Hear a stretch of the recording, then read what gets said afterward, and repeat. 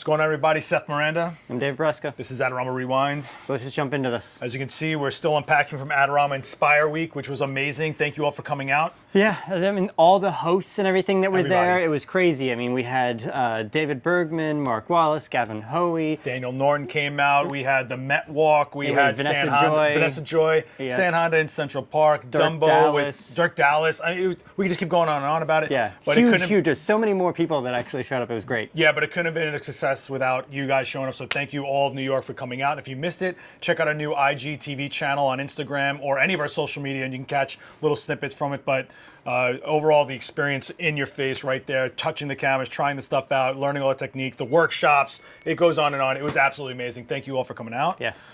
All right, now that we're done there, let's get into the actual stories. So Yeah. the court rules images that are found on the internet are fair use. Right, so there was a court case about a photographer found his image used for promoting a festival. Yeah. And he didn't give permission or anything like that ahead of time. They never paid him for it or anything like that. Right, Russell Brammer took a shot in Washington D.C. a long exposure, and apparently they used it for promotional material for the festival. And the court ruled like, no, it's totally fine. It was used non-commercially. He wasn't out of pocket for anything. Yeah, I think the disconnect here is, which is kind of difficult, right? It was a journalistic style photo. Yep.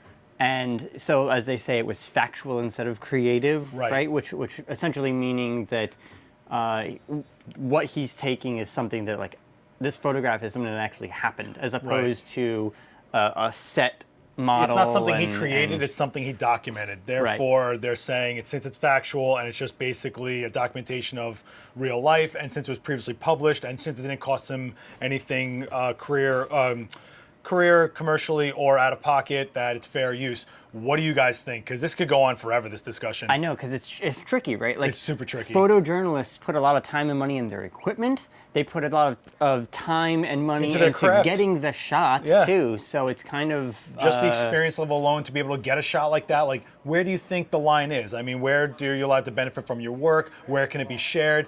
I mean, this could go on forever, so let's talk about this in the comments. This is like where we can actually talk about this. Yeah, what is the line between factual and creative? Like, where's the money? Where's the money in the game? Do landscape, like, is all landscape photography just fair use? Like, what's the... Huge point. Speaking of monetary, 500px or 500pix is removing their marketplace and taking away licensing under Creative Commons. Huge. Yeah. Yeah, and I think that the reason why they're doing this is because they're partnering now with Getty and a couple other like photo licensing companies. Yeah.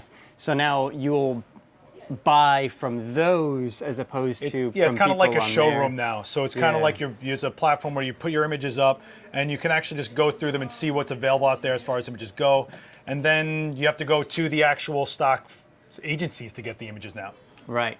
So it takes away the one thing that I thought that platform had, but maybe it's going to help out the stock agencies more. Maybe we'll go stock photo will go back to where it was. I don't know. Yeah, let's talk about this. It's hard to say, right? Because, like, what's very hard to say. What's more valuable, the like democratization of the monetary value of these things, or the exposure of it? Yeah, like Right. the joinedness of being in one. Well, is stock photography a community? That's what I want to know. Right. I don't know. I mean, it's changed dramatically ever since digital hit. So let's talk about this. Hit the comments. Let's talk.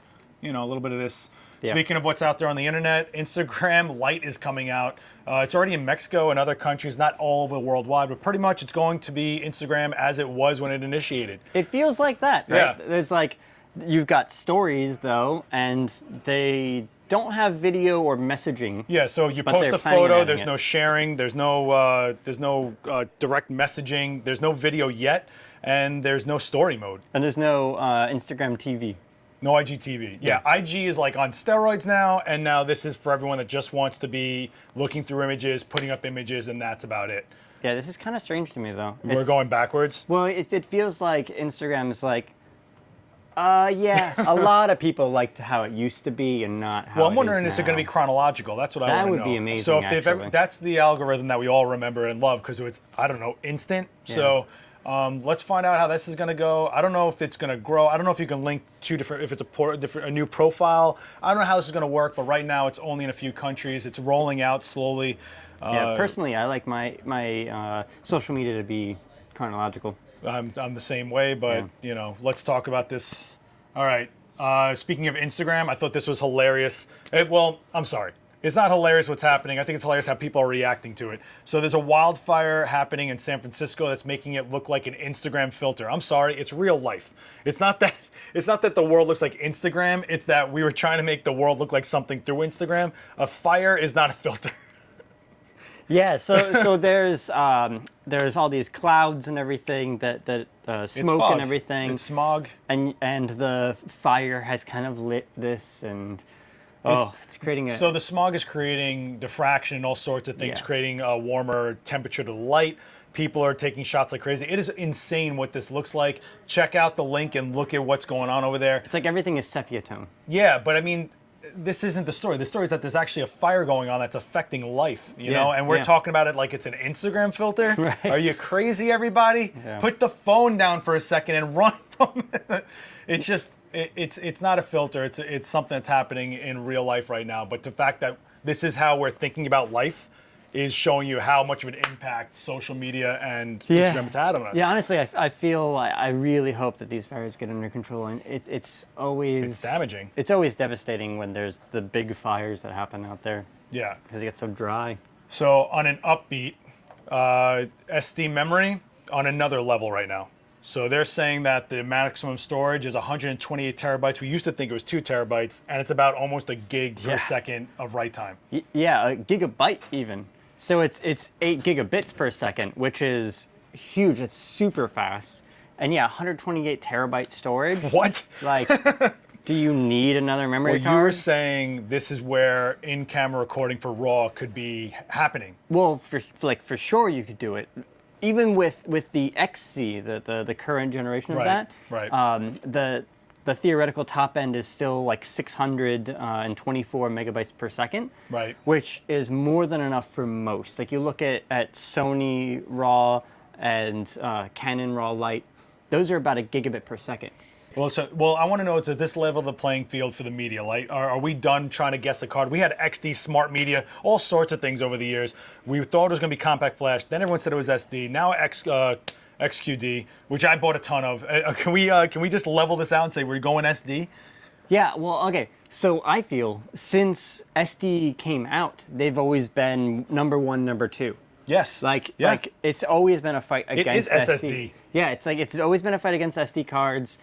All the other formats have always just been Came and fall. Yeah, they'll beat it in speed and ruggedness or whatever, only to be outmatched in the next version of SD cards. So I don't know. I feel like SD is the only one that has had classes. Every other one has gone a little bit and then they just gone away. But this, they've constantly evolved it, and this is insane. How did you go from 2 terabytes max to 128 terabytes max? Someone tell me how that jump happened. I mean, it's all huge compared to the old Smart Media cards. The Smart Media went up to 128 megabytes top, and they cracked if you put them in your car in the camera door. My old Olympus back in the day. Okay, so that's awesome. But speaking of newer technologies, X-ray beams are recovering old technology, 19th century photos, plates that have been completely demolished over the years. They're using X-ray beams in 8-hour-long scanning to get through the layers of just decay and degradation to bring out what the images look like. Check out the link. It is amazing what they pulled out of these plates. Yeah, that's actually very impressive. Insane. I mean, like to think of like trying that to recover these images. Well, I think it's just amazing that no matter how much technology we put out there, we just keep finding ways of new technology bringing back out the old technology. Yeah. Right? We just talked about it in the last one with the silver gelatin and all this other stuff. Yeah. Like, this is unbelievable. Two episodes ago. 2 episodes ago. Yeah. And I think every time we pull up an analog or an older process, because it's still standing. Yeah. And even if you think that it degrades from UV rays or whatever it is, or chemistry, X-rays just brought back plates that I swear, look at the link. It is demolished. So that's amazing. Let's cap this out with what's going on the channel. Yeah, so the big news last week, actually this week, is that TTL, Through the Lens, has returned. Yeah, we got episode 1 out. Season 1. 6. Yeah. Yeah, Alex Stroll has got the mic. Yeah. So this series is going to be running for quite a while, actually. I think there's 16 episodes, if I'm not mistaken. On this season? Yeah, in this season. So it's a big season this time. So for those fans of TTL, there's going to be plenty of it. So that's. And really it's a great, even there's something in TTL for everybody, whether you want to get tech about it, whether you want to get inspirational about it, philosophies, just seeing how somebody works, how their mindset goes along with the style that they're shooting. It gets you into that X factor, fifth element of your shooting, I think, is just how they work. Forget the gear and all that. Like, how do they do, where they get their mindset from. So check it out. There's 6 seasons. If you haven't checked them out, you can, binge watch 5 seasons on our channel and now get into the 6th one. So I think I'm pretty good. Are you good? Yeah, I think that's basically all we got for the show today. Yeah, again, thanks to everybody who came out for Inspire. Check out the new IGTV channel on Instagram. That's a new feature. Yeah. So before you get IG Lite, go back into hardcore IG and check us out. We will be here every week still. So we're back on regular format. I know we were off a day. I had to go work Inspire. It is what it is. Big mess. This included. I'm sorry. But we'll clean that. The podcast is dropping. It is up live now. Go to iTunes. It'll be up on iTunes, Stitcher, Google Play, Spotify, every format you can think of to get a podcast. The Adorama Podcast will be up. Right now it's on iTunes. The trailer is up. The new episode drops Monday. We have a lot of stuff already ready, set to go. So subscribe now. Do not miss a new episode. So if you're a podcast fiend like I am, because I'm on it. Yeah, podcast. Podcasts are great. I love them. Yeah, so now we're all audio. We've done all the visuals. We've expanded videos. So go to iTunes right now and hit subscribe. Adorama the podcast. All right, I'm gone. Yeah. You're done? Yeah, I'm ready to take a nap. All right, let's talk about the comments. We'll talk back to you guys. There was a lot to discuss: legalities, money, everything, philosophies, old technology, new technology. Let's talk about this. I'm out of here, kids. Yeah, see ya. Peace.